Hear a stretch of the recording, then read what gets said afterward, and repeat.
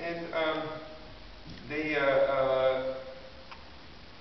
well, first of all, I want to say I have a theory, an observation I made, and I wonder if you observed the same thing. But when I've judged, I've noticed that sometimes groups that sing poorly in tune surprisingly don't lose pitch that much. But then when they start to get more in tune, they tend to lose pitch. And then there's a step beyond that where they sing in tune and they maintain pitch. And I have a bit of a philosophy about that, why I think that happens. I think when they don't sing in tune at all, no one's just really listening. Yeah. They're just singing. They're just plowing ahead. But when they start listening and wanting to make it sound consonant, wanting to make the noise go away, what happens is, I think what happens is the more aware singers are trying to make the noise go away, and they're tending to adjust downward, because that's worth doing less noise. Right?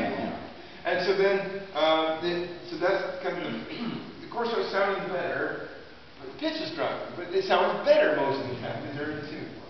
But vertically, that's where vertically, not horizontally. And then it's working on the horizontal tune, which takes a lot of diligence and a lot of work, and, singing is tone setter and all that sort of thing. What was the question before I went on?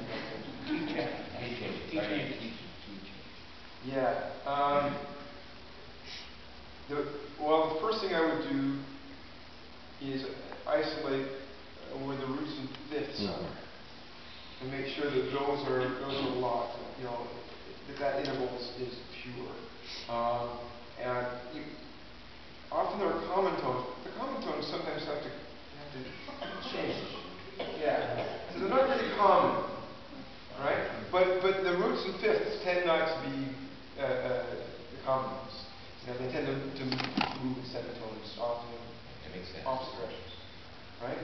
And so you work on that. If it's an interval of a fifth, you need to stretch that a little bit. If it's a fourth, you need to compress it. Because the fifth needs to be higher. That's the lower note in this case, right? So you need to have to find where that is. Boy. You have ideas? Well, the thing is, when we're talking about key changes, we're talking about thousands of animals, right?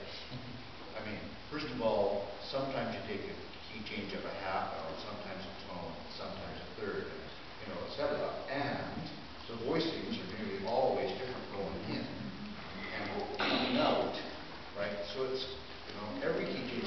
Some key changes happen without even people realizing there's a key change. Well, like this song here. Yeah. Like this song here. You don't realize there's a key change. And that's all to the good. You can look for those ones. Right? So I find that for almost every problematic key change, there's a unique solution to figuring out what it is that's going on. And it's nearly always dependent upon what the specific character of the chords going in and out are, and what notes are being sung by whom and how. Right. Yeah, one thing that I'll do sometimes, especially if it's a problematic key change, and often the ones that are problematic are like semitone changes, right? The other ones seem to be frequently easier to tune. In warm-ups, we often do exercises where we repeat it, we go up a half, repeat it, we'll go up a half and repeat it. And we do that frequently. But we just kind of, so I'll create a little warm-up exercise that utilizes the sequences in the key change. Right? And then we rehearse that over and over and over again, and we learn how to tune that. Now, what drives me crazy is sometimes when we're doing warm-ups and it's semitone lifts going up or it's dropping semitones, and we compromise those. Yeah. The semitones down, we become like 3/4 down. And what are we teaching ourselves here when we do this, right? The semitone lifts are going. Yeah. So be careful about that. Sometimes we might just be undermining our efforts by being inattentive to other applications. I find that if I have difficulty with most key changes seem to occur at a logical place where you're moving from one tonal center to another tonal center. There are times where the key change change might happen in the middle of a phrase, and it's kind of hard to hear where you're going. In the previous example, I start right in the new key, and I'll drill the first two measures of that key, and then find the penultimate chord before that, make sure they can hear that so they're hearing the new key, and then work backwards. Right.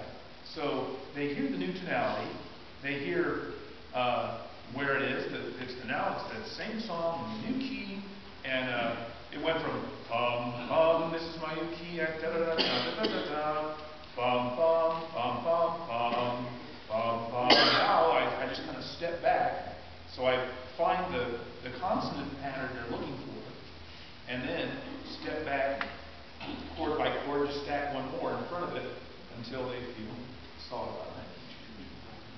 Another good strategy is to figure out who of the Who makes the voices can easily make the key change. Yes. Yeah. Very Because good. sometimes two or even three of